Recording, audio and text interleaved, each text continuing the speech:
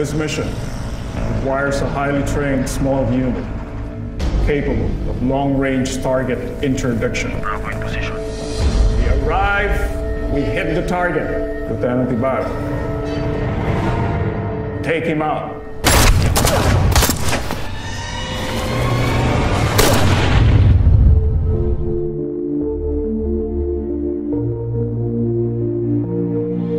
Tinanggap ko yung alak ng ninong mo sa Binado. Oh, Anthony, Doc. Dito lang sila. Daddy! Ako na magte-train sa mga bagong recruits. Sir, mamimiss ka namin sa operasyon. Grabe naman.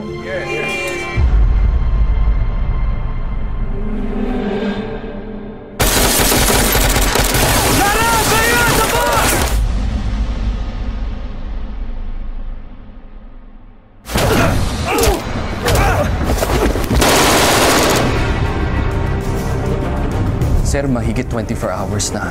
Wala pa rin lead. The investigators are doing everything they can, Abel. Babe, malakas ang kutob ko. Buong tropa namin ang target dito. Bigyan mo sila ng hostisya. Hahanapin ko sila. Ano, papatayin mo sila? Sundalo ka. Hindi ka kriminal. Bakit niyo gusto patayin? Inutusan lang kami itong ba kayo? Anong nawawala si Ibarra? Abel, nasaan ka? Lahat ng ito ay dahil sa isang misyon natin. Hindi titigil yan hanggang hindi kayo naubos!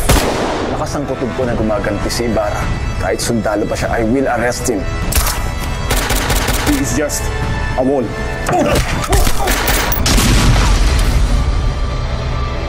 Hanggat buhay siya, manganganib ang buhay ko at ang pamilya ko.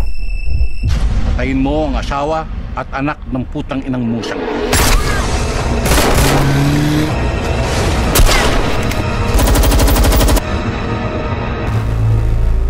No one is above the law.